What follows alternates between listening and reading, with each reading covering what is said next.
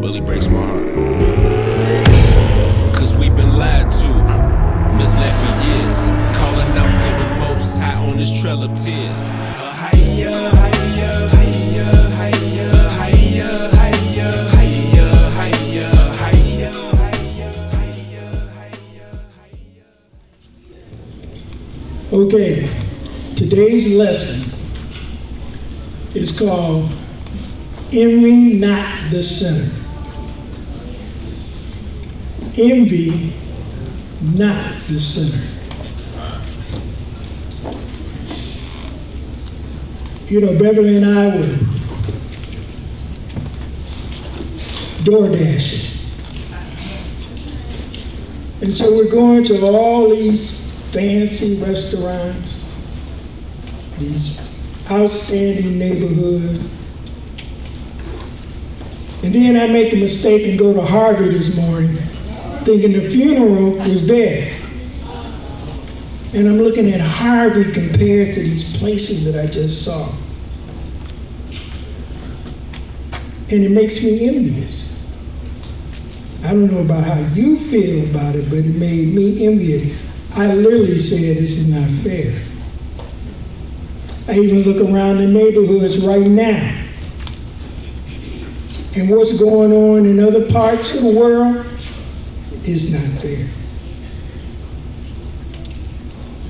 But then I read my lesson. And I absolutely agree. You should not envy the sinners.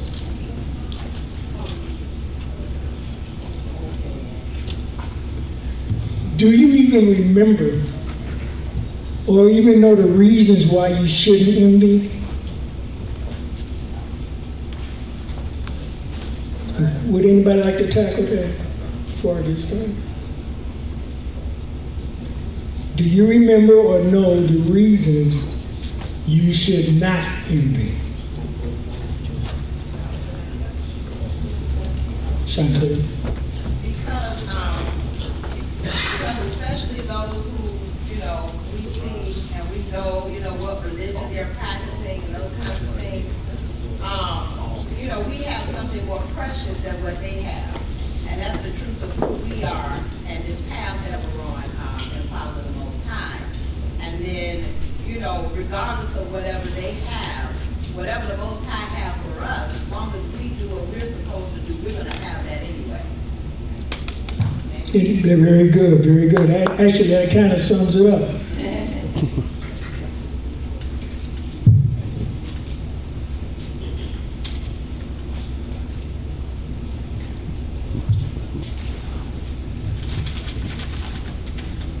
Well, I like to bring out some more specific things. Could we all turn to Psalms 83, verse 2? This is the reason why we can't remember.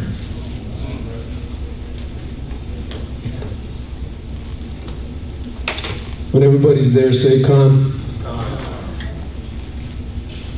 This is the book of Psalm, chapter 83, verse 2. For lo, thine enemies make a tumult, and they that hate thee have lifted up the head. Your enemies got together and they decided to make a pact against you. Read. They have taken crafty counsel against thy people, and consulted against thy hidden ones. They have said, Come, and let us cut them off from bringing a nation, that the name of Israel may be no more in remembrance. Read that again. That the name of Israel may be no more in remembrance. Read that whole verse again. They said, Come, and let us cut them off from being a nation, that the name of Israel may be no more in remembrance. Now I ask a question. Who are the only people on earth or a group of people that don't remember who they are? You all want to raise your hand? I mean, you all know. My bad. You all know. But most of the people who have been brought over in those slave ships, who were scattered throughout the world, made to learn a different language, the older people were cut off. They don't remember who they are. Read. For they have consulted together with one consent.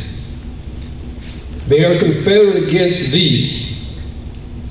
The tabernacles of Edom, and the Ishmaelites of Moab, and the Hagarenes, Gebal, and Ammon, and Amalek, the Philistines, with the inhabitants of Tyre. And just to give you a brief acknowledgement of who these people are, Edom, the one that flies the eagle, the Ishmaelites, the ones with the lights in the store in your neighborhood, and Amalek, the one who controls the banking system. You are the ones they envy. Because they remember who you are. They remember what kind of people you are. They remember all about you. It's written in the scriptures. They study it harder than most of us.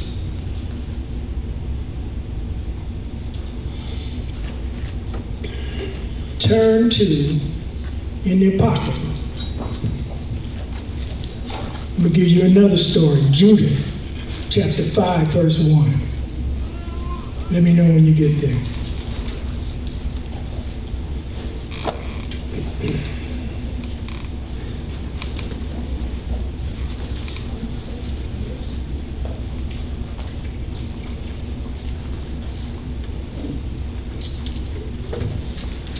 This is the book of Judith, chapter 5, verse 1.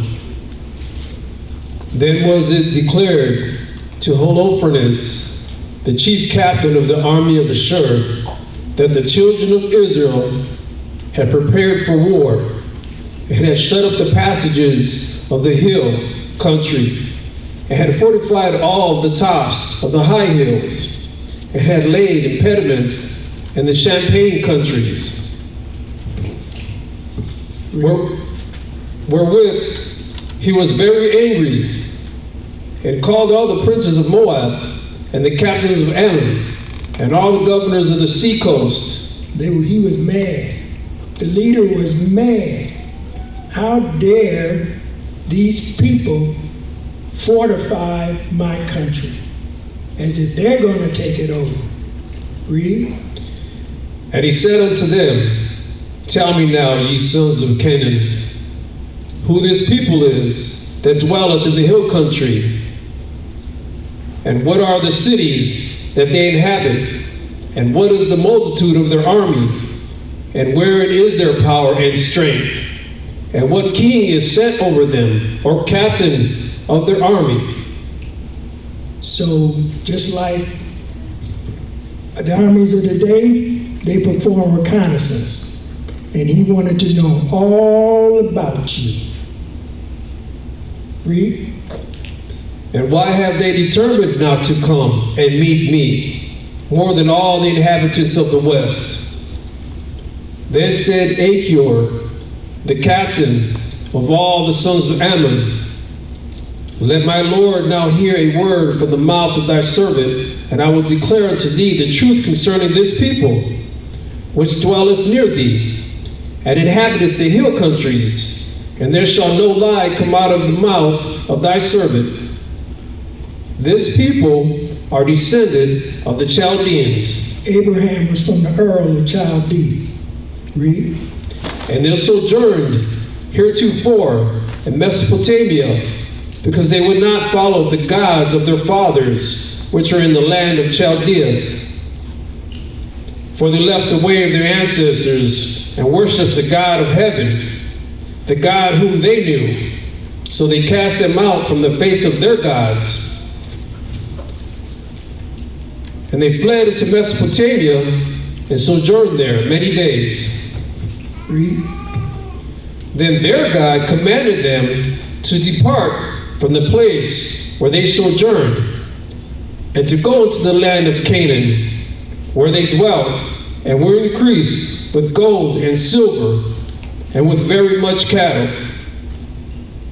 But when a famine covered all the land of Canaan, they went down into Egypt and sojourned there, while they were nourished, and became there a great multitude, so that one could not number their nation. Joseph provided the way, and eventually they made Egypt a great nation. Read. Therefore the king of Egypt rose up against them, and dealt subtly with them, and brought them low with laboring and brick, and made them slaves. Then they cried unto their God, and he smote all the land of Egypt with incurable plagues. So the Egyptians cast them out of their sight. And God dried the Red Sea before them, and brought them to Mount Sinai, and Cade's barn, and cast forth all that dwelt in the wilderness. Read. That was awfully mighty power to open the Red Sea. Go ahead. So they dwelt in the land of Amorites, and they destroyed their strength, all them in Esbon. And passing over Jordan, they possessed all the hill country. And they cast forth before them the Canaanite, the Pharisite, the Jebusite, and the Shishemite, and all the Girgashites, and they dwelt in that country many days. And whilst they sinned not their God, they prospered. Read that again. And whilst they sinned not before their God, they prospered. I think you should read it one more time. And whilst they sinned not before their God, they prospered. Because the God that hateth iniquity was with them. But when they departed from the way which he appointed them, they were destroyed in many battles very sore, and were led captive into a land that was not theirs. And the temple of their God was cast to the ground, and their cities were taken by the enemies. But now they return to their God, and are come up from the places where they were scattered, and have possessed Jerusalem, where their sanctuary is, and are seated in the hill country, for it was desolate. Now therefore, my Lord and Governor, if there be any error in this people, and they sin against their God, let us consider that this shall be their ruin, and let us go up, and we shall overcome them. So it looks like the reconnaissance has reported that if we can just get them to sin, the Most High will abandon them. That's some pretty good reconnaissance. That'd be pretty easy to do. Put all the bacon in McDonald's sandwiches, everything you eat. Make them sin. Make them not be, since they don't know who they are, make them do everything they shouldn't be doing. And we will have power over them. That's easy. Read. But if there be no iniquity in their nation, let my Lord now pass by, lest their power defend them, and their God be for them, and we become a reproach before all the world. You know, it's interesting. I just heard the Ten Commandments almost read twice. And that's our law. But there's statutes and commandments. And then is the way through Yeshua. Those are very simple tasks. By performing those tasks, we become invincible. You're the ones that they envy. Whoever they're worshiping cannot do that for them.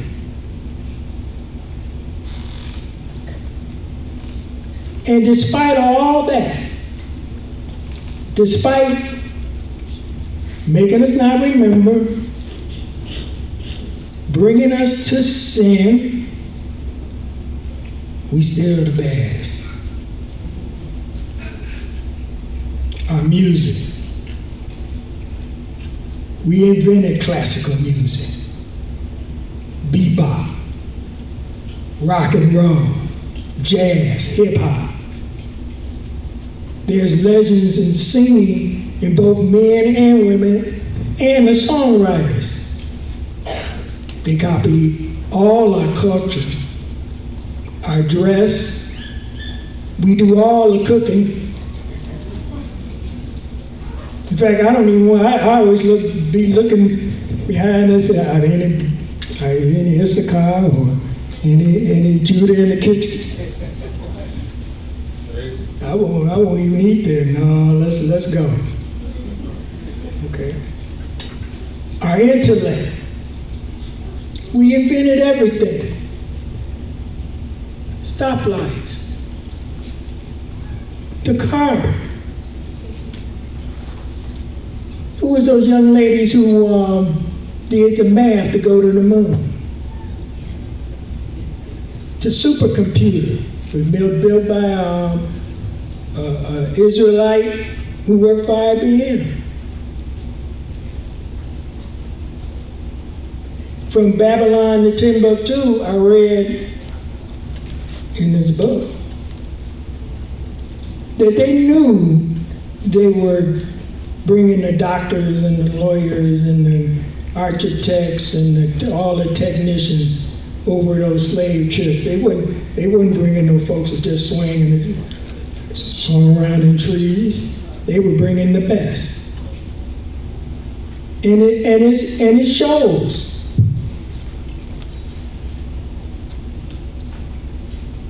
Jack Johnson invented the wrench. He's got a, what do they call it, patent? He's got a patent on it to this day. There's been so many inventions made and the profits stolen. This could go on for hours. And our men, the greatest nation builders in history, Reuben, you know he helped build Australia. Judah and Issachar. We built Babylon. They didn't build it. Nephtali in the South Pacific. Who do you think built the Panama Canal? Zebulun, Asher, Benjamin, Gad. Gad had the market on corn production. They're the reason why Edom survived. Simeon and Levi. And our might. David and the mighty men. The Red Tails. Teddy Roosevelt and the Rough Riders. Who do you think that he had riding against Manasseh? Buffalo Soldiers against Gad. How do you think Gad got subdued? And then the Levites' great victory over the French in Haiti for their independence. But they paying for it now. Ask the Red Cross.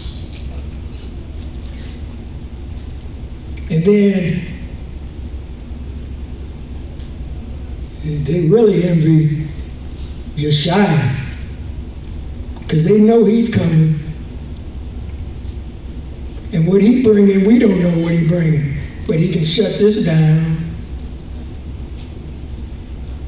Our women, the daughters of Zion, the most beautiful and intelligent women in the world. Ruth, Esther, and Darlene Denise Galloway, our deacon's mother. Look what she gave us. We sent her home today. Remember her, because she gave us a strong leader, Church of God.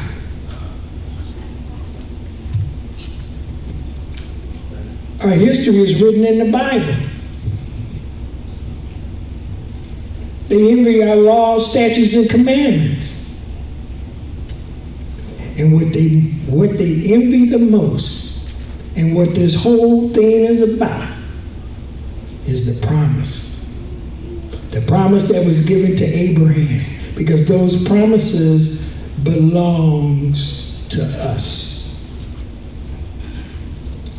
And the promise of Yeshua to be our Savior and to show us the way back home to the Father. They're the ones that envy us. And they know what prophecy says. And they're going to do everything that they can to stop it. Turn to Revelations 22:4.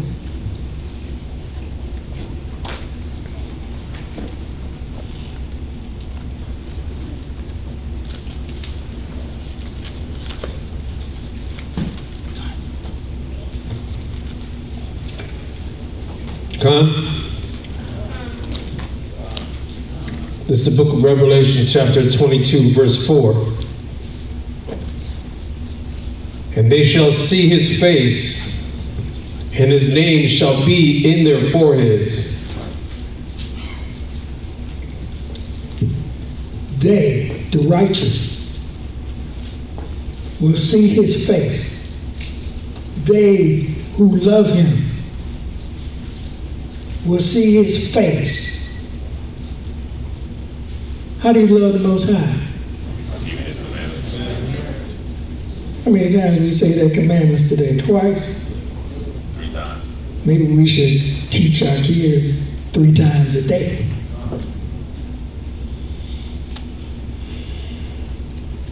Turn to Revelations 22:14.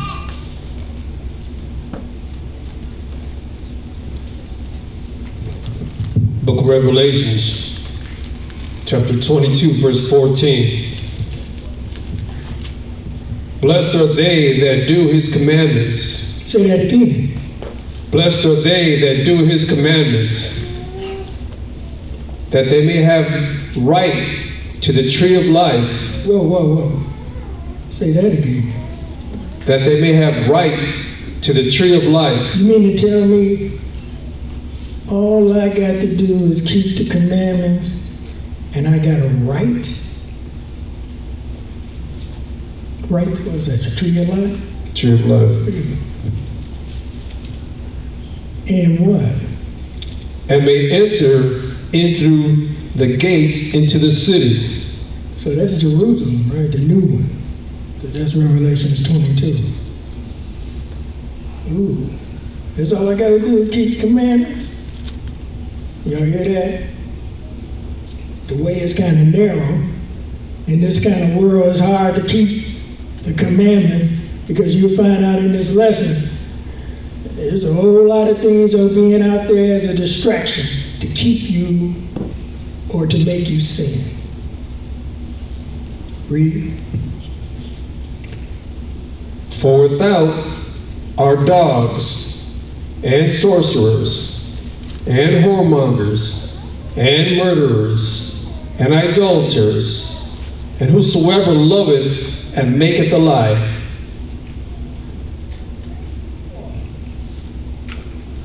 Okay. All right. Let's start the lesson. And if you would be kind enough to read the commentary.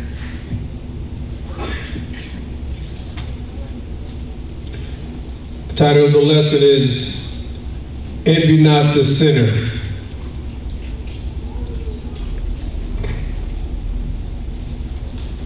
There are no shortages of temptations these days, and it seems as if no matter what perversion you think of, there is somebody into it.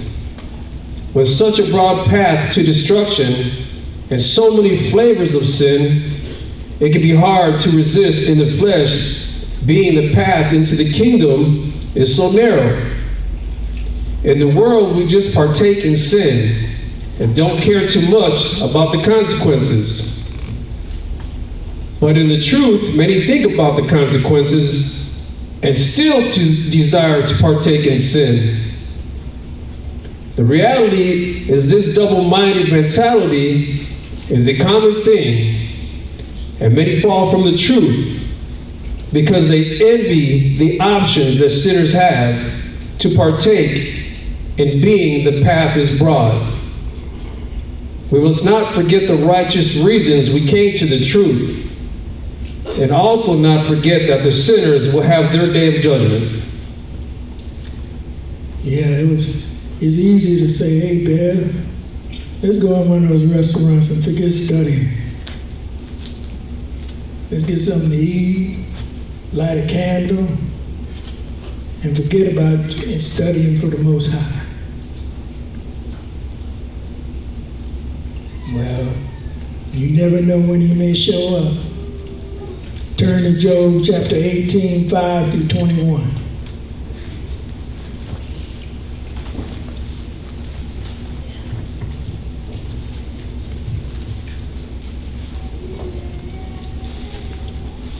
But let's go to the club. Just this one time. Come.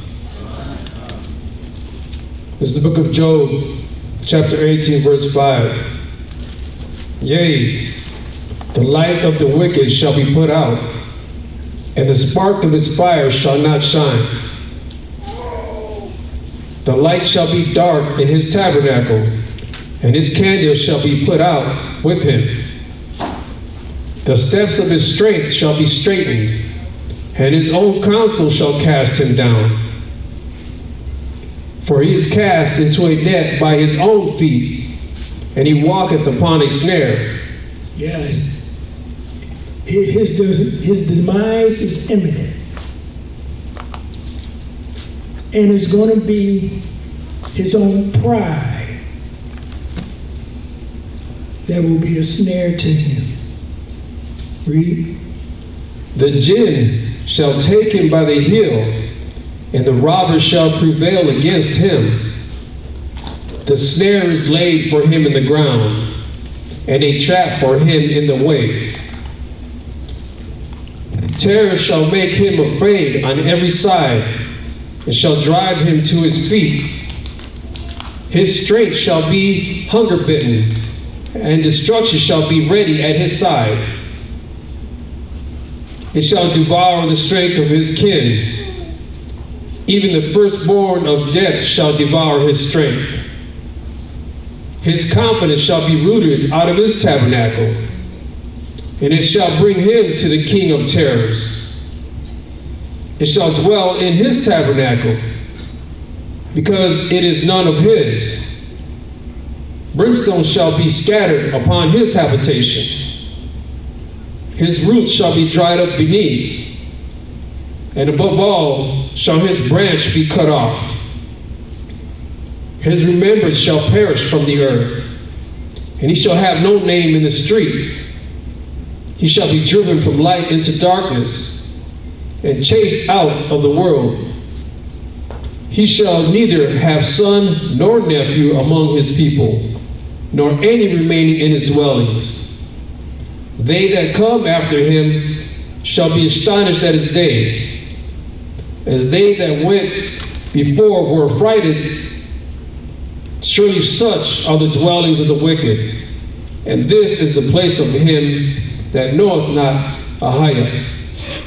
His demise is imminent. The people that run after the unrighteous, they will obtain the same judgment. His candle will be blotted out, and there will be no generations for him. Go ahead and read the commentary out. At the end of all this confusion, the wicked will be cast into a pit of destruction, never to be remembered again along with their wicked generations. We have to keep these things in our minds before we get caught up on social media, which is designed to fuel sin and to fuel the desire to want things that are unfruitful. Too many people suffer from the depression by following other people's lives online and their false realities that they profess to their followers. If these people were happy with their lives, they wouldn't need followers to feel validated. Social media like Facebook is a distraction. You ever find yourself looking at that computer screen and actually get mad at what's something being said in it? You taking it personal? Or you really against something that's being said, not knowing if it's really true or not? People could Photoshop, people could make things up. They talked about how the Russians planted so many articles designed to make opinions change. And you get caught up with these things. You get caught up with projecting an image of yourself that may not necessarily be false, but it may not be the whole picture. You might have looked good when you took that picture 4 years ago, but your condition may have changed since then. You might take a picture of you eating at that restaurant, but you might be starving the rest of the week. So, and before we get into this thing about social media uses, if you're going to use, and I'm guilty of this too, if you're going to use social media, let's spread the good news. Let's spread the reason why we should follow the commandments. Let's talk about Yeshaya. Let's bring people into the truth for the reasons that they should be in the truth. Don't bring attention to yourself. At least, I think you should bring attention to yourself talking about the destruction of something. And we'll be happy when this happens. And the scriptures said this is going to happen. You should use social media to bring people into the truth, and that's it. Don't get yourself labeled, because all this is tracking systems. And you could be categorized by one little thing that you said one day when you weren't feeling good, and that might not even be in your heart. But you might bring attention to yourself and to the people that you care about. Okay, so now what we're gonna do, I'm gonna talk a little bit about how they say research links heavy Facebook and social media uses to depression. Go ahead, Rita. And the link is www.forbes.com, and it's study links, heavy Facebook and social media usage to depression. So you go look it up. Researchers at the University of Pittsburgh School of Medicine recently conducted a study about the effects of social media habits on the moods of users. The research determined that the more time young adults use social media, the more likely they are to be depressed. The findings from this study could potentially help clinical professionals aid depressed patients. Compared against users that view social media less frequently, this is where they start putting some data together. Participants that use social media very frequently have 2.7 times the likelihood of depression. And compared to the people that spent less time, participants that spent the most total time on social media throughout the day had 1.7 times the risk of depression. The researchers also accounted for other possible factors of depression, including age, gender, race, relationship, statuses, living conditions, education levels, and household incomes in the study. It is possible that people who are depressed use social media to fill a void. According to lead author Liu Yi Lin, however, exposure to social media can cause depression, which leads to more social media usage. Why would heavy social media usage cause depression?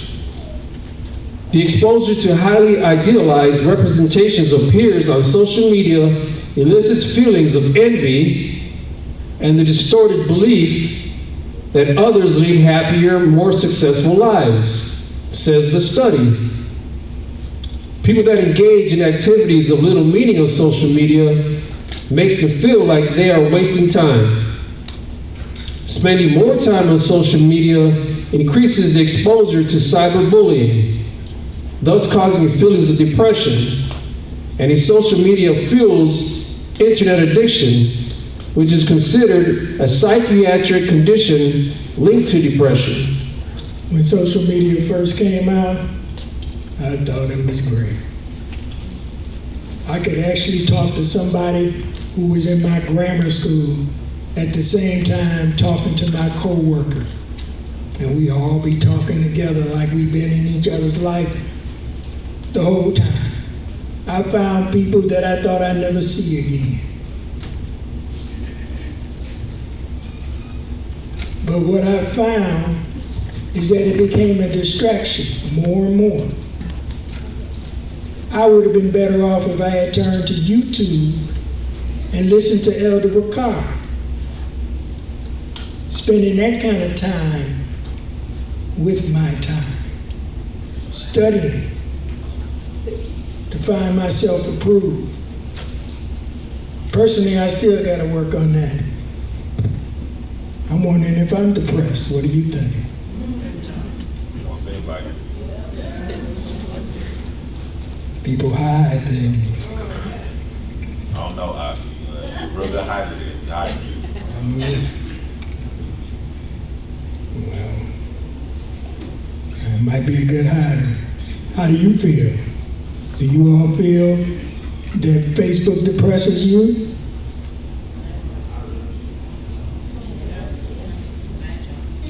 Do you find yourself on Facebook because you're bored or you gotta have something to do?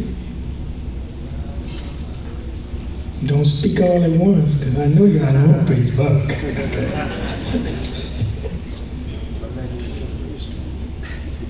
All right, well, just think about that. Think about it. And the only remedy I've come up with is that maybe I should turn to YouTube and listen to my elders.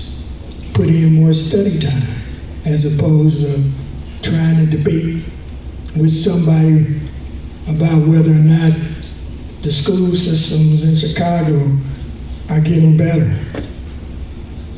or a host of other subjects, both good and bad, is on there.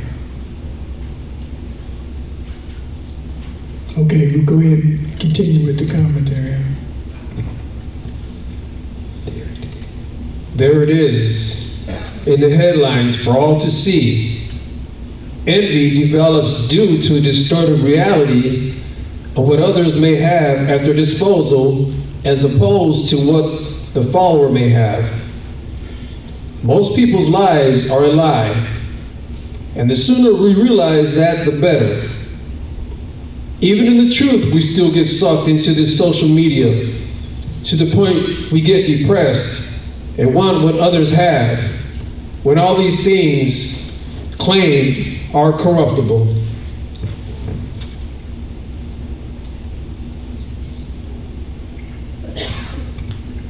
Let's turn to Psalms 17:8.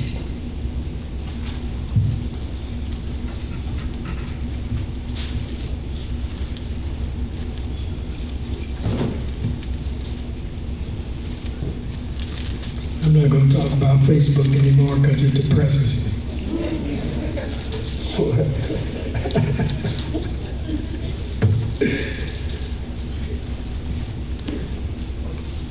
Studies are true.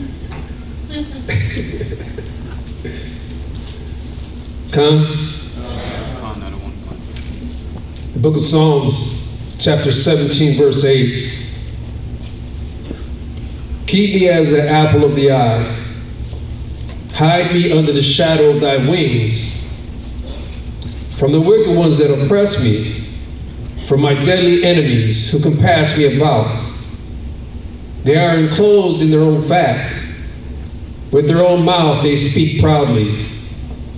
They have now compassed us in our steps. They have set their eyes bowing to the earth, like as a lion that is greedy of his prey, and as it were a young lion lurking in secret places. Arise, O Most High, disappoint him, cast him down, deliver my soul from the wicked, which is thy sword, from men which are thy hand, O Most High, from men of the world, which have their portion in this life, and whose belly thou fillest with thy hid treasure. They are full of children, and leave the rest of their substance to their babes. As for me, I will behold thy face in righteousness. I shall be satisfied when I awake with thy likeness. You hide me away from these people. Don't you ever ask the Most High to keep these evil people away from me?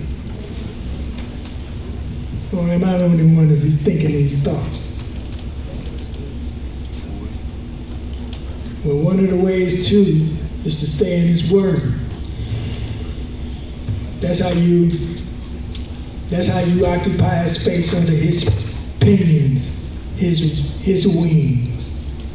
That's how you seek protection. Sing those songs of the choir in your head. Go into prayer. Go into intercessory prayer. Just pray for yourself. Pray for everybody. Those are usually heard first anyway. Hide yourself from this wickedness because their end is near. Focus on righteous acts. Go ahead with the commentary, huh? The prophets realized these worldly nations were set over us to chastise us and to have us eventually have those who desire to be righteous seek the Father once more. The wicked have children and are able to leave them an inheritance, and we envy them. But the truth is, their seed is cursed, and they are a burden to the earth. It's all how you look at it. I think we just read that one in Revelation. If I keep His commandments, I got the right to the tree of life, and the right to enter into the gates of Jerusalem. I think they were talking about in Revelation 21, I think, you're describing the walls, the doors, what's built in the New Jerusalem, 144 miles, cubic miles, up, down, inside, and out. My house is a house of many mansions. Boy, we got an inheritance. But do we believe it? Or do we want to dwell in envy? Do we rather be envious and take a chance and give up our salvation, or believe and know that it's there? Let's turn to Psalms 19:1. This is the book of Psalms, chapter 19, verse 1. The heavens declare the glory of the Most High, and the firmament showeth his handiwork. Day unto day uttereth speech, and night unto night showeth knowledge. There is no speech nor language where their voice is not heard. Their line is gone out through all the earth, and their words to the end of the world. And then hath he set a tabernacle for the sun, which is a bridegroom coming out of his chamber, and rejoiceth as a strong man to run a race. His going forth is from the end of the heaven, and his circuit unto the ends of it. And there is nothing hid from the heat thereof. The law of the Most High is perfect, converting the soul. The testimony of the Lord is sure, making wise the simple. The statutes of the Most High are right, rejoicing the heart. The commandment of the Most High is pure, enlightening the eyes. The fear of the Most High is clean, enduring forever. The judgments of the Lord are true and righteous altogether. More to be desired are they than gold, yea, than much fine gold. Say that again. More to be desired are they than gold, yea, than much fine gold. So his commandments and his judgment is more to be desired than gold, and much more than fine gold, sweeter than honeycomb. Read. Sweeter also than honey and the honeycomb. Moreover by them is thy servant warned, and in keeping of them there is a great reward. My God, that was the verse I was looking for. Psalms 19:1. The heavens declare the glory of the Most High, and the firmament showeth his handiwork. That's the one I was referring to, Mike. All you have to do is look out and see how it changes, how beautiful it is, how it never looks the same.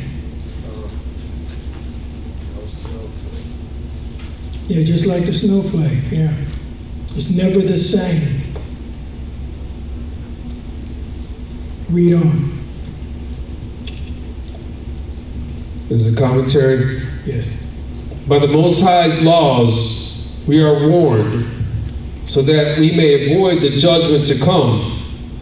And the world also has been warned. The Bible has been the #1 seller for decades, and still the world acts as if they have no knowledge of the Most High statutes. That's because that McDonald's bacon sandwich is good. Well, at least good, you think it's good, until you suffer with cancer. You think the ribs are good too, don't you? Don't play quiet because you're in church. Don't forget about that seafood. the lobster. And should I say shrimp? The cockroach of the sea. And you wonder why we're sick. But what kills me, it's in everything. Why would it be in everything? Why is it always bacon on sale? Why is pork always on sale? If I can just get Israel to sin, I will rule over them. Pass the children's plates. Don't y'all like them? Don't you dare tell me you don't like children.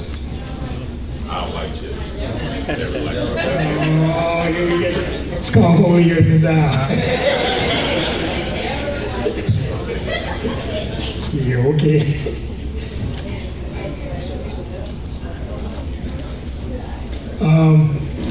But that's real. Everything has sin in it. Just like on TV, the images I see. You know, what's this new TV show?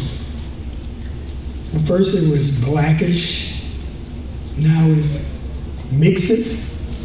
Or what is that called? The new one? Y'all watch TV, I don't. What is it called? Mixes? Netflix. No, the one. Mixes. Y'all mix and match. You know what I'm talking about. Okay?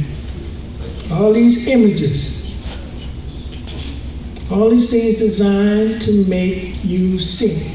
And what kills me, it seems like it's directed only to you, only to the tribes. The whole thing. The television, everything, what's on the menus. It's like we don't have control of our stores.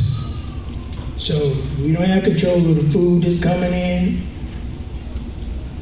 We've let the educational system go right out the door. I was a teacher. Report card pickup. Hello. I don't see a parent.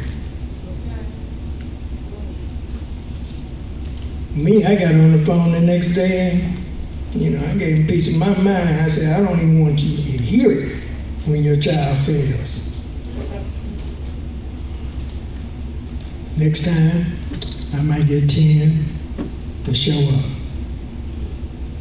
But are you taking an active interest in your child's education? Or are you letting these new policies and dictate? Are you just happy to have a babysitter? Men, it's your responsibility. Read.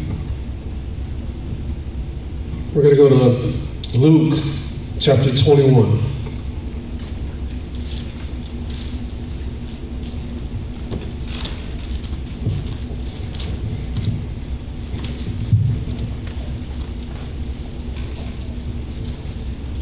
Luke chapter 21, verse 34.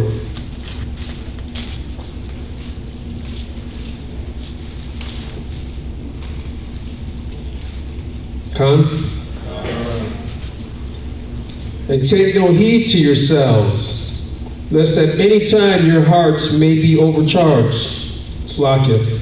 Lest any time your hearts be overcharged with surfeiting and drunkenness and cares of this life, and so that day come upon you unawares.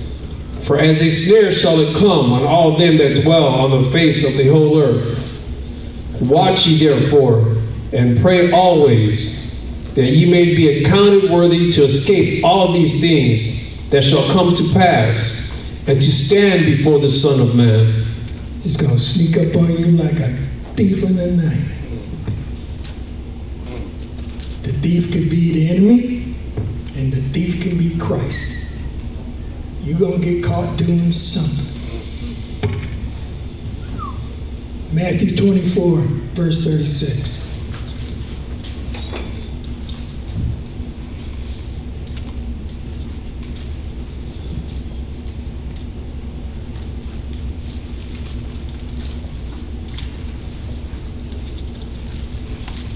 This is the book of Matthew, chapter 24, verse 36. But of that day and hour knoweth no man, no, not the angels of heaven, but my Father only.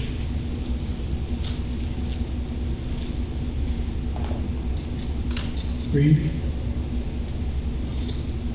But as the days of Noah were, so shall also the coming of the Son of Man be.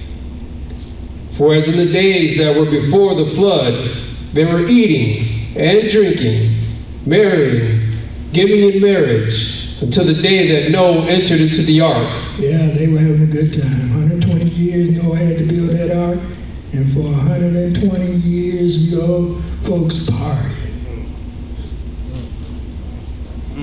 And did a little Sodom and Gomorrah too.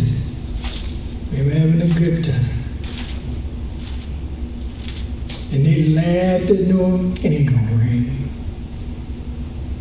You a fool. And there were some people who were thinking about going with Noah, and they said, nah, Noah's a fool. Read. And knew not until the flood came and took them all away. So shall also the coming of the Son of Man be. Hold it right there.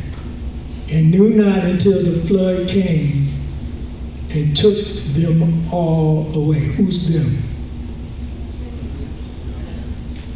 Who? Okay.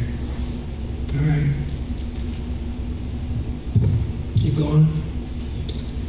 Then shall two be in the field, and one shall be taken, and the other left. Two women shall be grinding at the mill, the one shall be taken, and the other left. Watch therefore, for ye know not what hour your Lord doth come. But know this, that if the good man of the house had known in what watch the thief would come, he would have watched, and would not have suffered his house to be broken up. Hold on. If you knew the thief would come tonight, would you be on Facebook or the Word?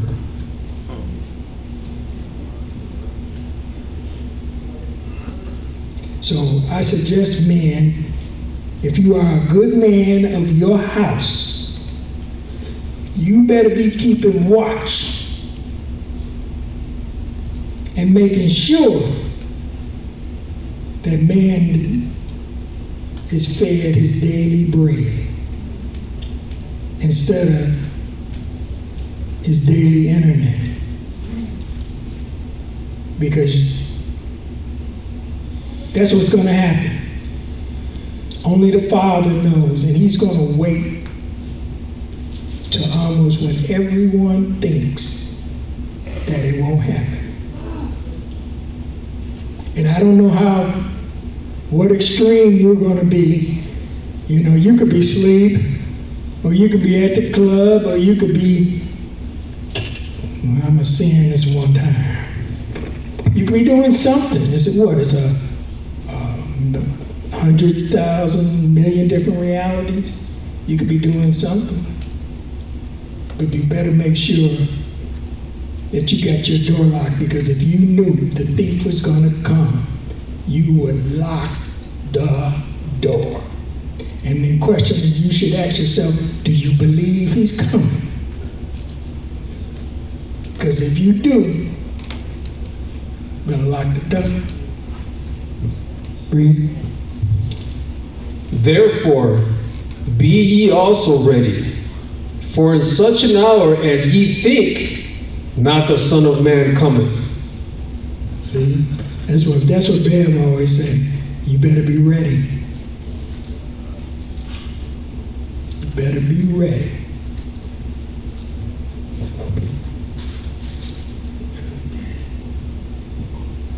So, instead of those distractions of Facebook, try the whole armor of God. Or let's say the whole armor of the Most High. Ephesians chapter 6, verse 10.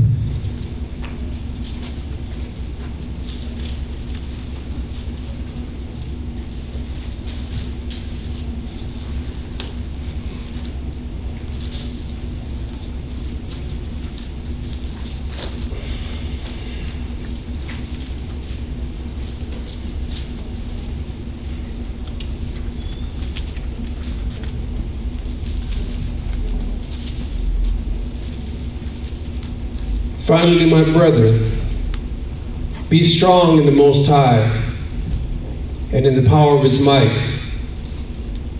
Put on the whole armor of the Most High, that ye may be able to stand against the wiles of the devil. For we wrestle not against flesh and blood, but against principalities, against powers, against the rulers of the darkness of this world, against the spiritual wickedness in high places. Wherefore take unto you the whole armor of the Most High, that ye may be able to withstand in the evil day, and having done all to stand.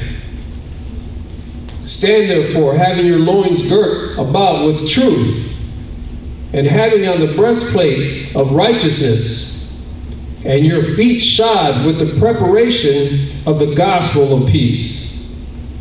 And above all, taking the shield of faith, wherewith ye shall be able to quench all the fiery darts of the wicked. And take the helmet of salvation, and the sword of the Spirit, which is the word of the Most High, praying always with all prayer and supplication in the Spirit, and watching thereunto with all perseverance and supplication for all saints. The darts are flying right now. There's so many distractions out here, I can't list them all. You better be ready. You better put on the full armor, because this place has become the habitation of devils. They'll walk into your kid's school and shoot it up. You'll walk outside and get shot.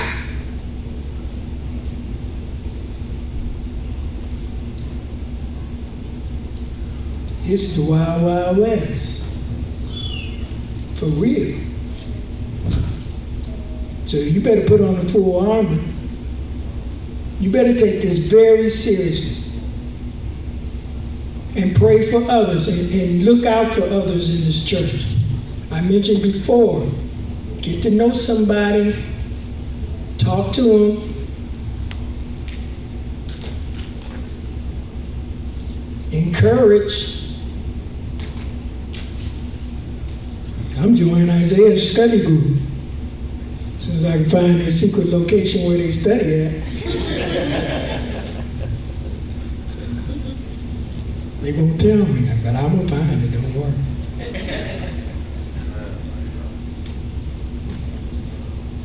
Okay, let's think it's a commentary, isn't it? Yeah. Commentary reads, when you look to party amongst the lawless, judgment will come upon you at a time you are unaware, and not expecting it because your mind is only focused on wickedness. If you look to escape the harsh things which shall come upon the wicked, you must be diligent. Let's turn to Psalms 22:27.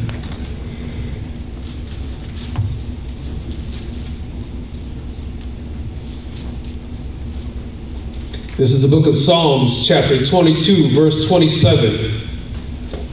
All the ends of the world shall remember and turn unto the Most High, and all the kindreds of the nations shall worship before thee. For the kingdom is the Most High's, and he is the governor among the nations. All they that be fat upon the earth shall eat and worship. All they that go down to the dust shall bow before him, and none can keep alive his own soul. A seed shall serve him. It shall be accounted to the Most High for a generation. They shall come and shall declare his righteousness unto a people that shall be born, that he hath done this. Yeah, the ones that kept the commandments and got the right. Read. At the end of all this confusion, we must remember that Yeshua shall rule this earth under the Father. There is no other being besides the Father that controls whether you live or die. He will set up his Son to rule over the world, and there is no one who can stop this from happening. Okay, turn to Psalms 49:1.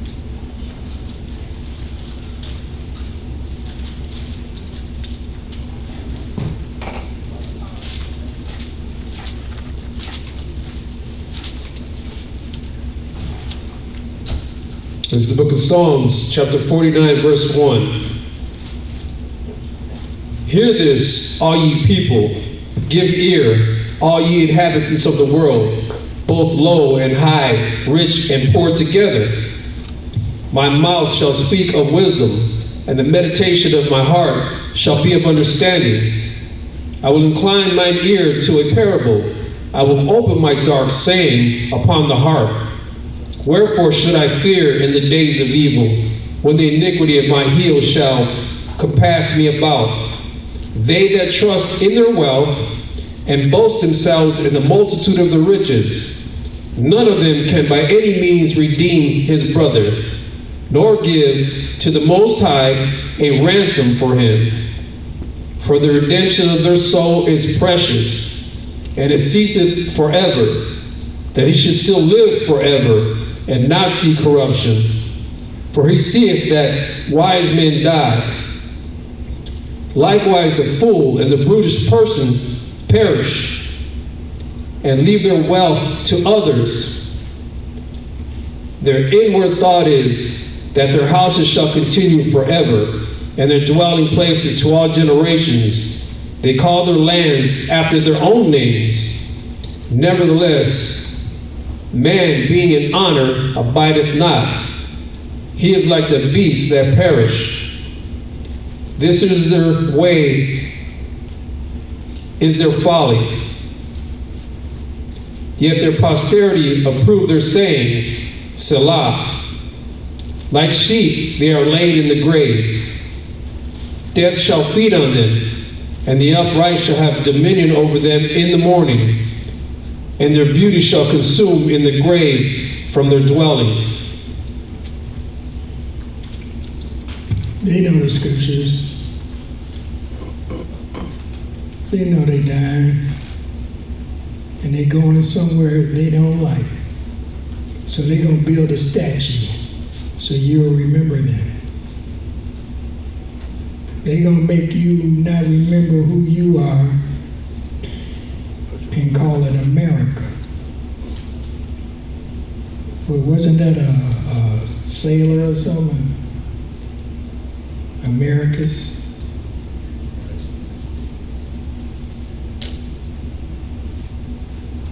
Go ahead and read the commentary.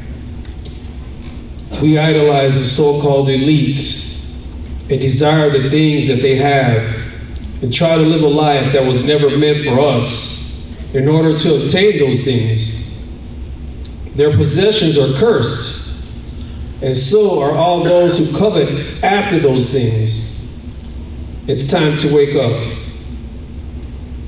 Let's go to Psalms 73, verse 1.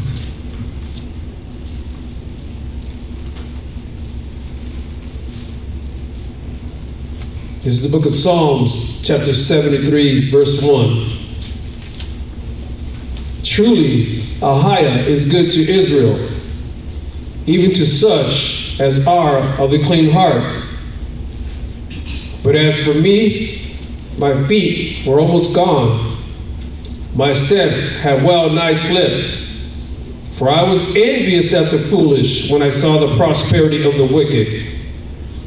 For there are no bands in their death, but their strength is firm. They are not in trouble as other men, neither are they plagued like other men. Therefore pride compasseth them about as a chain. Violence covereth them as a garment. Their eyes stand out with fatness. They have more than heart could wish. They are corrupt and speak wickedly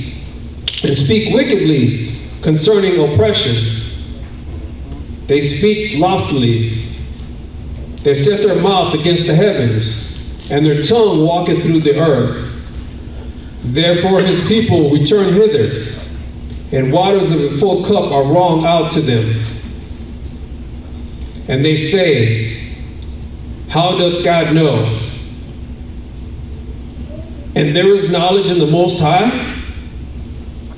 Behold, these are the ungodly who prosper in the world. They increase in riches. Verily I have cleansed my heart in vain, and washed my hands in innocency. For all the day long have I been plagued, and chastened every morning. If I say, I will speak thus, behold, I should offend against the generation of thy children. When I thought to know this, it was painful for me, until I went into the sanctuary of the Most High. Then understood I their end. Their pride is their downfall. Our pride will be our downfall. You don't want to admit when you're having a problem. You don't want to admit when you hurt.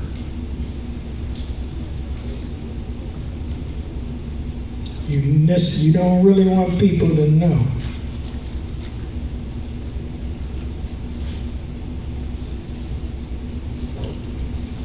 But the unrighteous, their pride would be their downfall because they got it all. See, they think they got it all.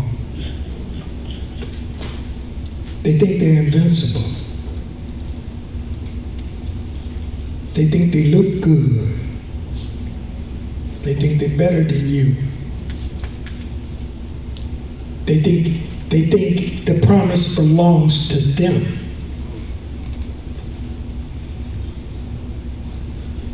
And if they can just get rid of you, they can ensure it. But that's not what the scriptures say. But it's that pride gonna get in the way. I mean, if the Most High chastised us for turning against him, doing what we want to do, what do you think gonna happen to the prideful? Go to Obadiah 1.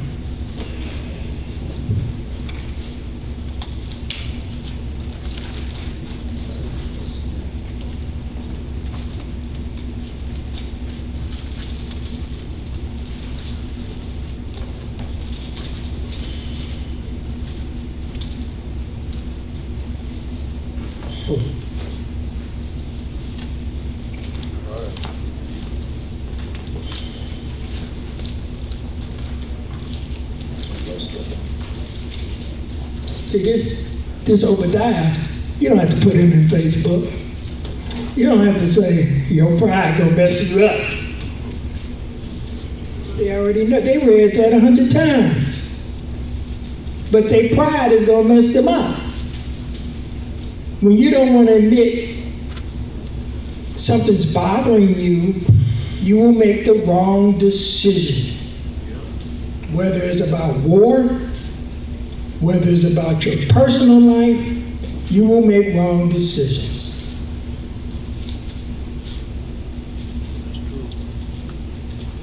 We have to, as a body, have to put our pride aside. We have to care for each other, look after each other, figure this thing out, because we've been corrupted. Okay, The vision of Obadiah. Thus said the Most High Power concerning Edom. We have heard a rumor from the Most High, and an ambassador is sent among the heathen. Arise ye, and let us rise up against her in battle. Behold, I have made thee small among the heathen, thou art greatly despised. The pride of thine heart hath deceived thee. Thou that dwellest in the clefts of the rock, whose habitation is high, that saith in his heart, who shall bring me down to the ground? Though thou shalt exalt thyself as the eagle, and though thou set thy nest among the stars, thence will I bring thee down, saith the Most High. so that eagle who's living up in the Willis Tower, it won't be the elevator that bring him down. It's going to be the Most High.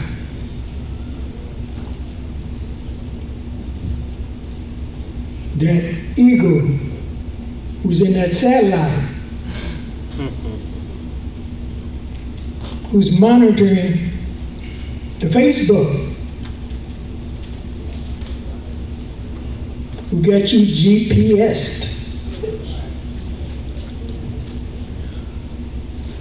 It won't be a supply ship to bring them down. It's going to be the Most High.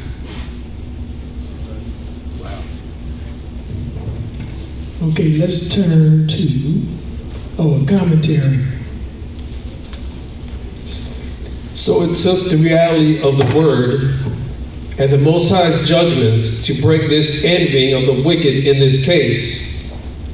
The word provides us with the wisdom to see through Satan's tricks, which has been the same for generations. Yet even in the truth, we ignore the word and allow Satan to do the same things to us continually.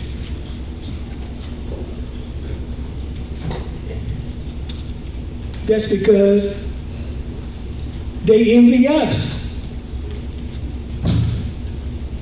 If they don't stop us from being in this truth, we win. But if they stop us, even if the scriptures say they won't, their pride gonna make them think that they can. So you better be ready for them darts, because they coming. And they not playing. So you better believe.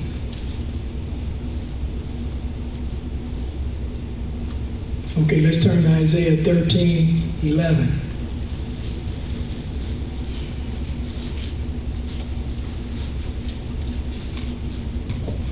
This is the book of Isaiah, chapter 13, verse 11. And I will punish the world for their evil, and the wicked for their iniquity.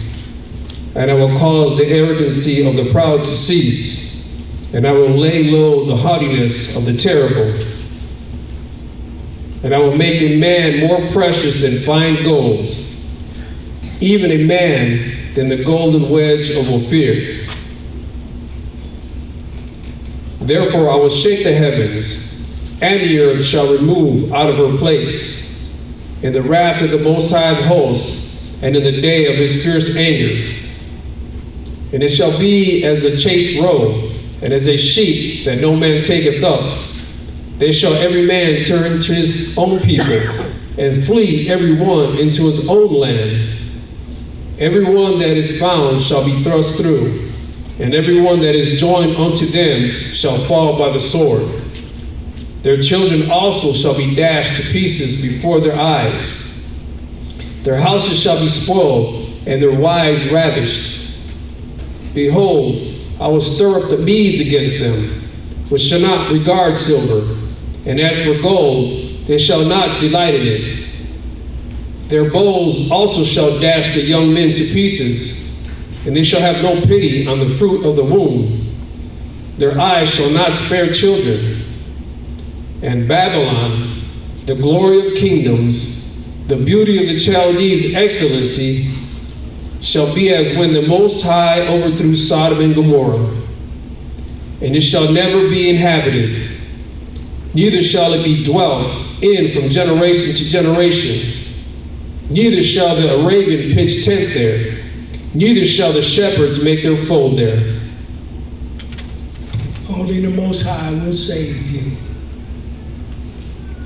Better have that word of higher in your head. You better have those commandments in your heart. And you better have accepted Yeshua as your Savior. Because that's the only thing to me that look like an avoid when the earth shake, the heavens shake. You're going to blow up the place like Sodom and Gomorrah? Yep. She was turned into salt. I don't want to be salt. Like so. That sounds like nuclear stuff, you know? Like so. Beyond nuclear. You know, the kind that nitpicks. So, it's all throughout the scriptures. Study to get yourself approved. Don't be shaking your head, Isaiah. I want that address. Because I'm scared. I don't know. I know y'all studying deep. Okay, commentary. If we make the mistake of joining ourselves spiritually with the beast system and Babylon, we will eventually fall by the sword. We must begin to purify our thoughts and learn again, because the judgment is far closer than when we first heard the warnings. Let's turn to Isaiah 14:21.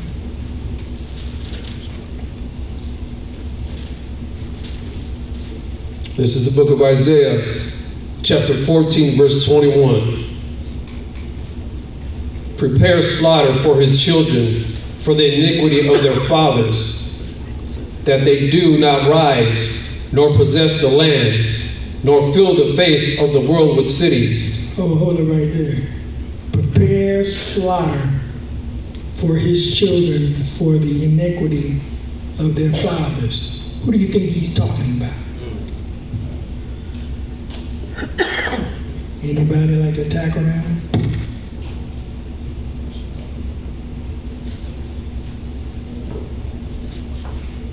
First thing, my holier than thou mind, I want to put it on Edom. Right. Sounds like that. I want to throw it on the Amalekites. Amalek, I mean. But guess what? Who else do you know are children of the iniquities of our fathers? Us. So they're preparing for the slaughter. Be ready. Read. For I will rise up against them, saith the Lord of hosts, and cut off from Babylon the name and remnant, the son and nephew, saith the Lord. I will also make it a possession for the bittern and the pools of water, and I will sweep it with the besom of destruction, saith the Most High of hosts. The Most High of hosts has sworn, saying, surely I have thought, so shall it come to pass, and as I have purposed, so shall it stand. Go ahead with the commentary, sir. Wake out of your delusion, because Babylon is already done. Live your life for the eternal kingdom to come, because the kingdom of the beast is already fallen. You just may have forgotten and you having to endure a little longer. Turn to Isaiah 64, verse 4.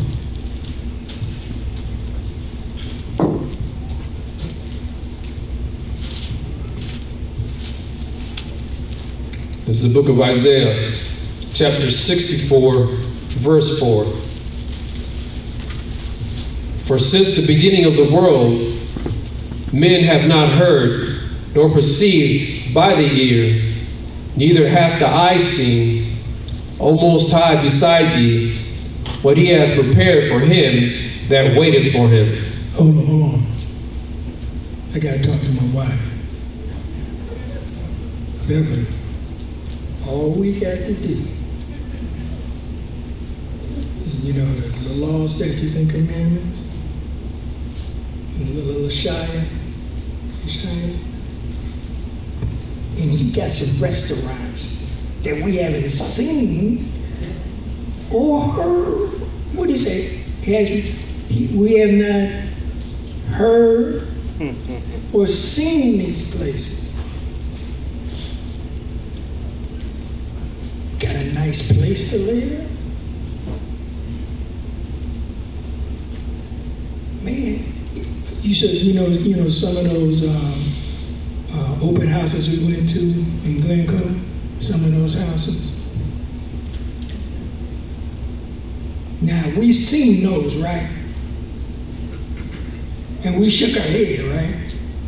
Well, this scripture says, our eyes have not seen, and the ears have not heard that he has waiting for us. That's all we got to do is easy peasy. Read. Thou meetest him that rejoiceth and worketh righteousness, those that remember thee in thy ways. Behold, thou art wroth, for we have sinned, and those is continuance, and we shall be saved. But we are all as an unclean thing, and all our righteousnesses are as filthy rags. And we all do fade as a leaf, and our iniquities like the wind have taken us away. And there is none that calleth upon thy name, that stirreth up himself to take hold of thee. For thou hast hid thy face from us, and hast consumed us because of our iniquities. But now, O Most High, thou art our Father. We are the clay, and thou art potter, and we all are the work of thy hand. We got to spread this good news. Man, there's a whole lot of people don't want to miss out on this. They just don't know it's going to happen. Not only do we have to reinforce ourselves, we got to then take it and bring others into it.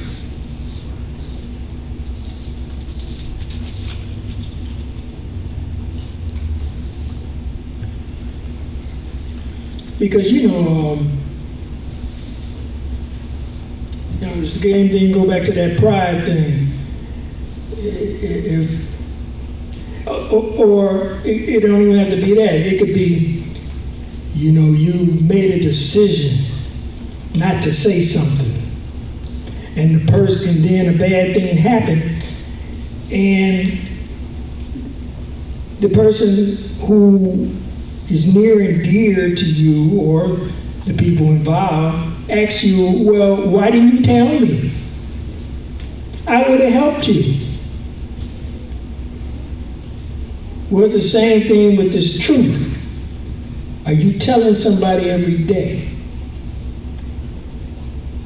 Why didn't you tell me? I would have listened to you. You my partners.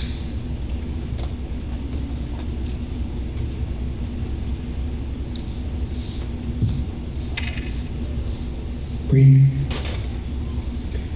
We have an eternal kingdom to obtain, that our imaginations can even perceive.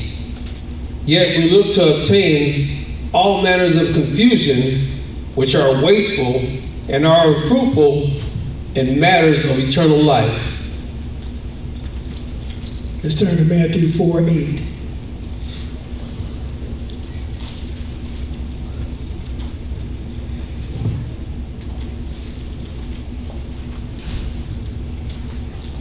This is the book of Matthew, chapter 4, verse 8. Again, the devil taketh him up into an exceeding high mountain, and showeth him all the kingdoms of the world, and the glory of them, and saith unto him, All these things will I give thee, that thou wilt fall down and worship me. Then saith Yeshua unto him, Get thee hence, Satan, for it is written, Thou shalt worship the Most High, thy power, and him only shalt thou serve. Then the devil leaveth him. Salakia. Then the devil leaveth him, and behold, angels came and ministered unto him. Read the commentary, sir. Yeshua rejected the perversions of the world and all the foolish things that come with it, and obtained the kingdom. If we claim to follow Yeshua, we are expected to do the same things. The question is, do you really believe? Yeah, that is the question. Do you really believe?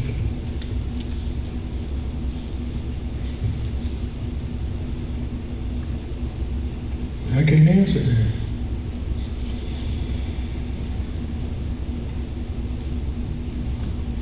That's why I just think all you can do is study the Word.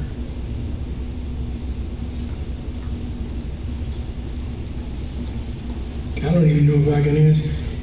I want to say I believe, but I got to reinforce myself. How will I act under these fiery darts? Will I be the same? When the going gets tough, will the tough get going? If we don't have any ammunition in our heart, what we might come up against might be a little bit above us.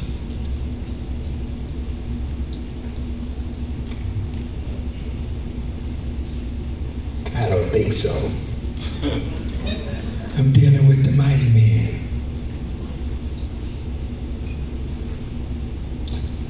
He created us for this very purpose. But we can't take it for granted because there's always doubt. I kid a little bit, but there's always doubt. You have to study. Matthew chapter 10, verse 11.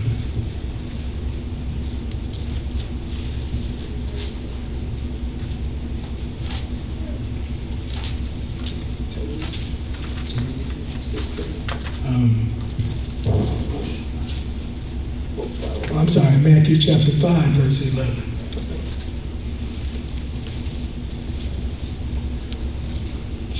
Again. This is the book of Matthew, chapter 5, verse 11. Blessed are ye when men shall revile you and persecute you, and shall say all manner of evil against you falsely for my sake. Rejoice and be exceeding glad, for great is your reward in heaven. For so persecuted they the prophets which were before you. Ye are the salt of the earth. But if the salt have lost his savor, wherewith shall it be salted? It is thenceforth good for nothing, but to be cast out and be trodden under the foot of men. Ye are the light of the world. A city that is set on an hill cannot be hid. Neither do men light a candle and put it under a bushel, but on a candlestick, and it giveth light unto all that are in the house. Let your light so shine before men, that they may see good works, and glorify your Father which is in heaven. Think not that I am come to destroy the law, or the prophets. I am not come to destroy, but to fulfill. For verily I say unto you, till heaven and earth pass, one jot or one tittle shall in no wise pass from the law, till all be fulfilled. Whosoever therefore shall break one of these least commandments, and shall teach men so, he shall be called the least in the kingdom of heaven. But whosoever shall do and teach them, the same shall be called great in the kingdom of heaven.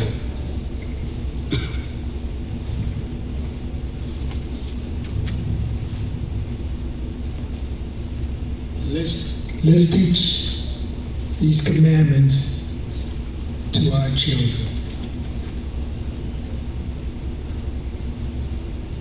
Read the commentary out. Without those that speak the truth of Yeshua and the laws of the Most High, the world we would be fully in darkness. And if we all envy the sinner, then where would the light go? Somebody has to be brave enough to stand firm until the end, so that all generations have their opportunity for truth. Let's teach our love of Ahia and his son and the Holy Spirit everywhere. Facebook, street preaching, your family, good looking eye. Let's go to Matthew 13, verse 18.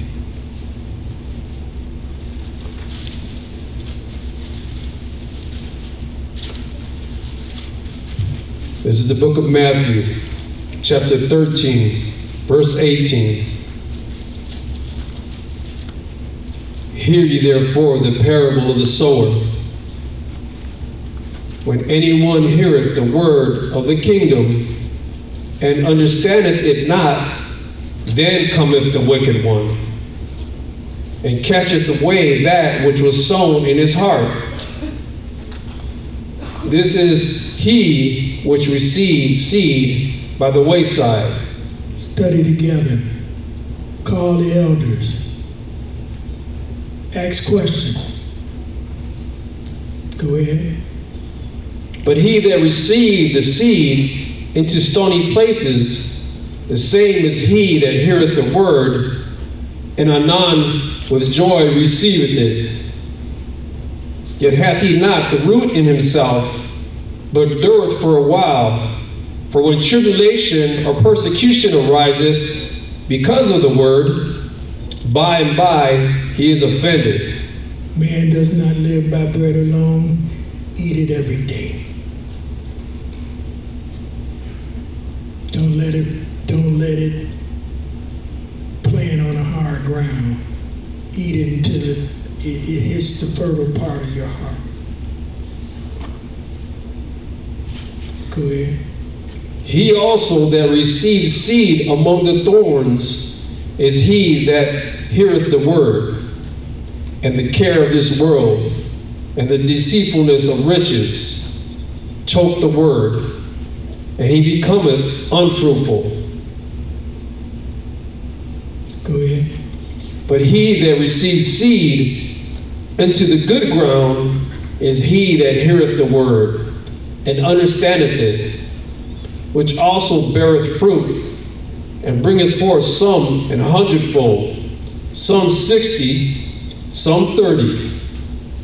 So there's more out there that need our help. Because it said 100-fold, 60, and 30. Commentary. We must go out as we are commanded and bear fruit. Offenses come and go, but at the end of the day, we must hang in there until the end. And be proud of who you are. Don't envy them. They envy you. Because the prophecies say it comes to us. And the proof has been in front of your face all the time, whether you look out into the heavens or you look among yourself. The best in the world is right here in the tribes. And those who receive the truth. Go ahead, continue. One body, one mission, and one Father of all who showed us the way in mercy and love. Never forget that, and endure this world until the end. Shalom.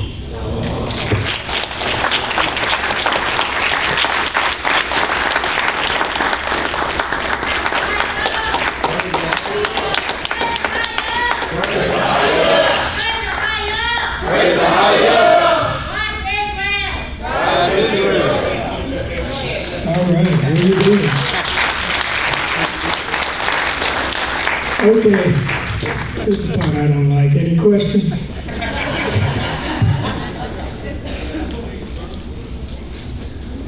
Yes, Chantel. You know you weren't supposed to ask me a question. Shalom, family. Okay, so in Matthew, I think it was 5:11, where it was speaking of those that break the commandments and then teach men to do so will be called the least in the kingdom. So does that mean that they're actually going to make it to the kingdom? But what does that really mean? I'm going to say that the judgment let me use an example. My mother, she probably never learned it the Church of God way. She probably learned that the commandments the emphasis was not in the law, in keeping the law. Back then, you go to the Church of God, it was full, 200 to 300 people. Now, because reality is setting in effect, there's no law in the church and it's folding up. So I have to reserve that. Now the verse said, he that changes it. I'm going to just reserve that as a judgment thing. So I'm going to say that's a judgment on a higher. The Most High will make that judgment least in the kingdom. Right. Okay. Okay. So is it to say that based off of their understanding? Could be. Maybe they did not know they were changing. Okay. Altering. Okay. Because I've gone to bookstores and seen the Ten Commandments paraphrased. Those little cards and stuff. So,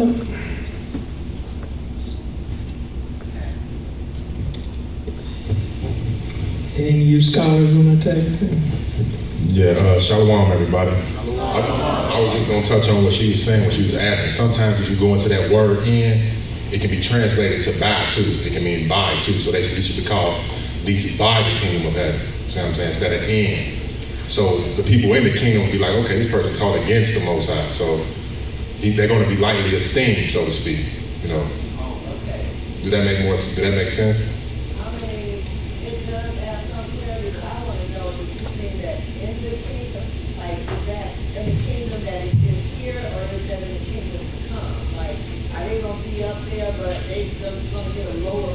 What about Michelle? Okay, I mean, well, according to scriptures, anybody who teach against the commandments is against the Most High. So when you go into that word "in," it just means they're going to be like, because remember, the kingdom is going to be helping to judge those who are not in the kingdom.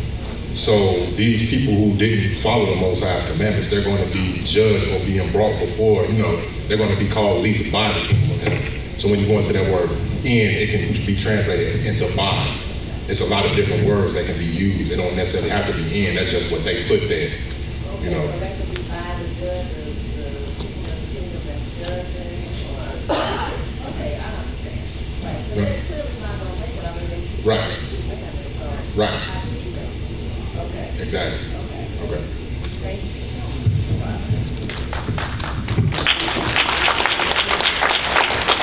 What we'll do is we're going to check with the deacon and the elders on that particular verse and see if we can get a clearer understanding and come back.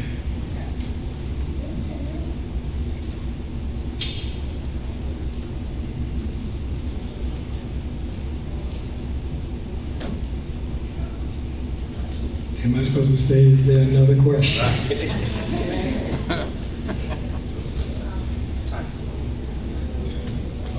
Okay, very good. Are there any first time? Oh, did I miss somebody? Valerie, you had something you want to say? You had something you want to say?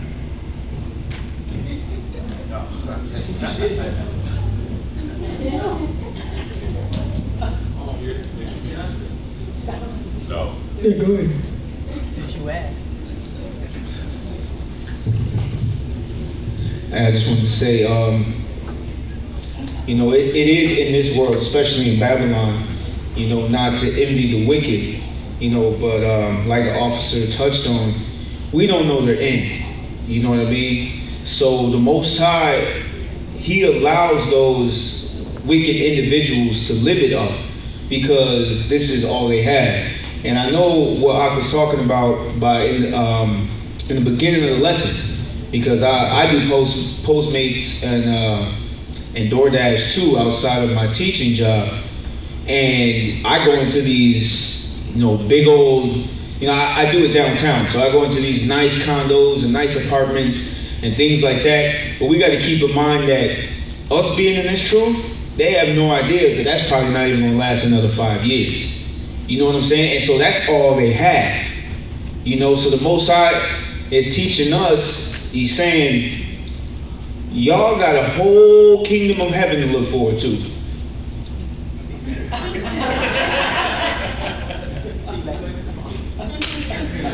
So y'all got a whole kingdom of heaven to look forward to.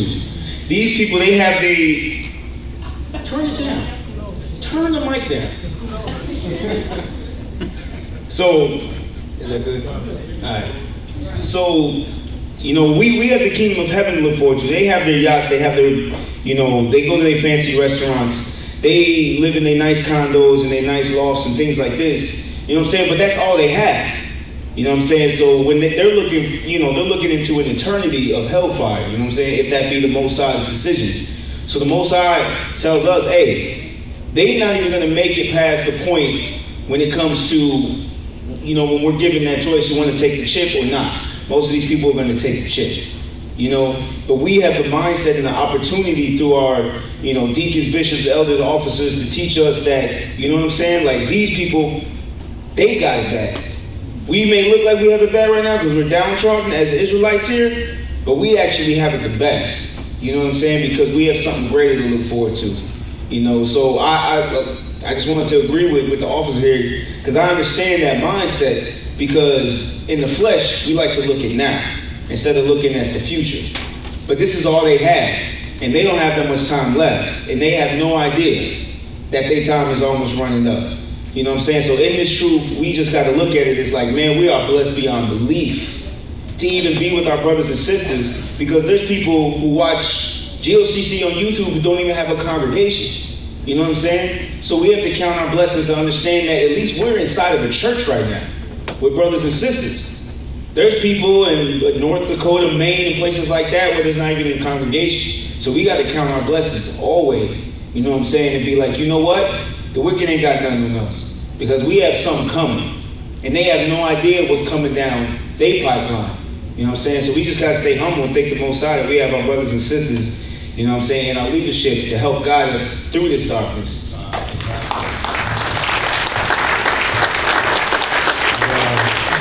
If y'all think delivering food to those condos or something, try working as a doorman in them. Yeah. I work in the Gold Coast and in the South Loop as a doorman. And I'm gonna tell you something, they envy us more than we envy them. Because when they walk in the door, I'm talking billionaires. And when I'm at the Gold Coast, when they walk in the door and they ask me how I'm doing, I say, great. They look at me like I'm crazy, like, how is you great? I'm not doing great, and I got all this. And you gotta go get on the red line to go pick your car up. How you doing? Great. I'm like, I'm great every day. Because I know where I'm going. I know what I got to look forward to. Y'all don't. And it's not just white people, these blacks, Mexicans, Puerto Ricans, Hindus, Chinese, all races is living up in these buildings. Rich. I know some black billionaires that's rich, that's living downtown Chicago, that has no idea what's really going on this earth. Now, when I first got there, you know, everybody else around me was telling me, oh, they got this money. It didn't faze me then, because back in the early 90s, when I was trying to be a rapper, my sister, I was jealous of a couple of people, man. They had driving nice cars. Back in those days, it was Chevys and Malibus on rims. Some of y'all don't know about that. But with the paint and all that, I was jealous. I wanted that. And I remember I told my sister, I was like, man, I'm gonna do everything I can. I don't care what it is to get to that point. And she was like, why? I was like, because I want that car, I want that, I want the women, I want it all. She was like, let me tell you something. Never envy what a person got, because you don't know what they had to do to get it, and you don't know what they have to do to maintain it. That always just sticks with me with everything. So I'm like, I don't know, when I see them, I'm like, yeah, they going through it. The more money you make, the more problems. Puffy don't want to learn about that. They want to learn about it. So when y'all go to these restaurants and go to some of these condos, stop for a second and talk to the doorman. He'll tell you exactly what's going on up in there.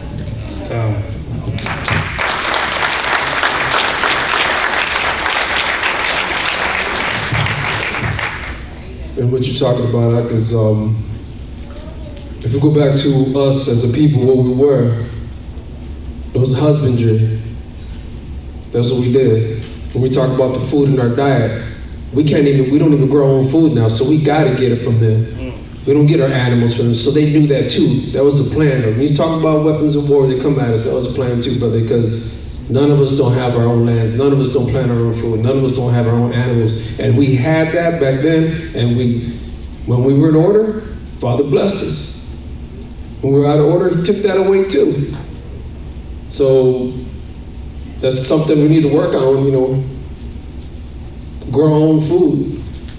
If we grow our own food, you know that ain't gonna happen. We can't have no lands growing food, you know, they won't let it happen. And if you look at it like that too, like you can't have your own fuel, you ain't gonna have your own oil well, you ain't gonna have nothing. They know the resources of what the Father gave us. Is like, oh, we cut that off too. Don't let them have that either. But we were basic people, husbandry. We you know, if you look at the lands that we had, it was always planting, it was the animals that was ours. We had our own food, we did our own thing, and we had it like that, and we didn't need nothing else. We didn't need nothing else. We had the Father because we knew. And then generationally, we fumbled and things changed. So and this is where we're at. But that was all I had to say about it.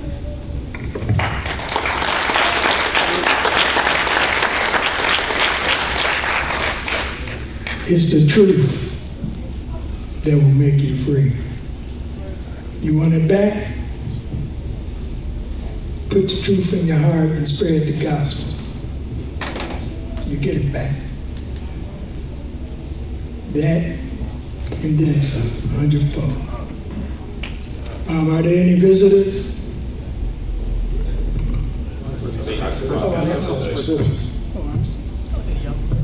I'm sorry. Psalms chapter 37, verse 1. It says, "Fret not thyself because of evildoers, neither be thou envious against the workers of iniquity. For they shall soon be cut down like the grass, and wither as the green herb. Trust in the Most High, and do good, and thou shalt dwell in the land, and verily thou shalt be fed. Delight thyself also in the Most High, and he shall give thee the desires of thine heart. Commit thy way unto the Most High, trust also in him, and he shall always bring it to come to pass." And if y'all ever read Psalms chapter 107, verse 10 to 48, David is going over the history of the Israelites due to their envy and due to them looking after the other nations, constantly kept getting them destroyed. Because as they continued to keep envying and trying to live like the others did, the Most High constantly kept showing reproach to them, kept destroying them, and kicking them out the land, and dealing with them when they were in the wilderness. And also, one more inside 2 Peter. Don't talk about Check it out, man.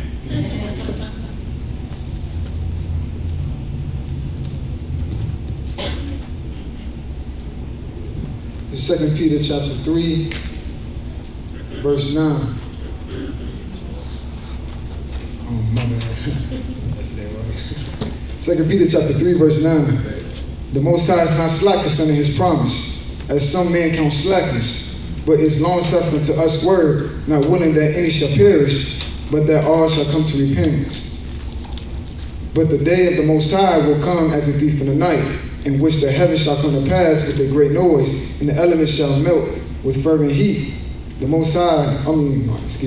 earth also shall the works that are therein shall be burned up. So everything in this earth will be destroyed anyway, so we shouldn't envy after it, because when the Most High returns, we're going to have a more glorious kingdom on this earth, and we'll have us within it if we continue to endure. So that's all I got. That scripture always stick with me, because if I'm looking after something, that means that the Most High's promise is less than this thing that I'm looking after. So when we begin to start dwindling our mouth, start watering at certain things, or we begin to start taking after a customer certain tendencies that we have, you should always remember that the Most High's promise is more important than all of that. So yeah, that's all I have to say.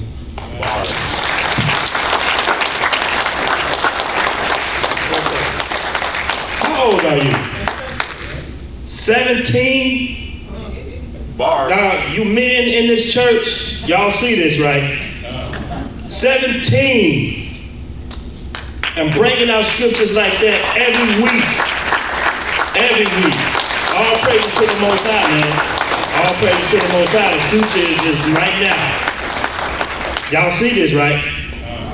Y'all know we was doing the 17. Now 17 bringing out scriptures like that, that's God said. Shalom, family. I just wanted to bring out some more clarification when Officer was talking about teaching it to your children. In Deuteronomy 6, verse 1, "Now these are the commandments, the statutes, and the judgments, which the Most High your power commanded to teach you, that ye might do them in the land whither ye go to possess it." So that's in the land whither we go. Like right now we're here in Babylon. We got brothers and sisters all throughout the earth. So these commandments are to teach us wherever we are. Jumping down to verse 6. "And these words which I command thee this day shall be in thine heart, and thou shalt teach them diligently unto thy children, and shalt talk of them when thou sittest in thine house, and when thou walkest by the way, and when thou liest down, and when thou risest up." So it's like if we were teaching these commandments to each other as the way we should be, like he said, there wouldn't be no time for Facebook or to worry about how many likes we getting or, any of that. We should be teaching these all day, basically. So that's all I wanted to bring up.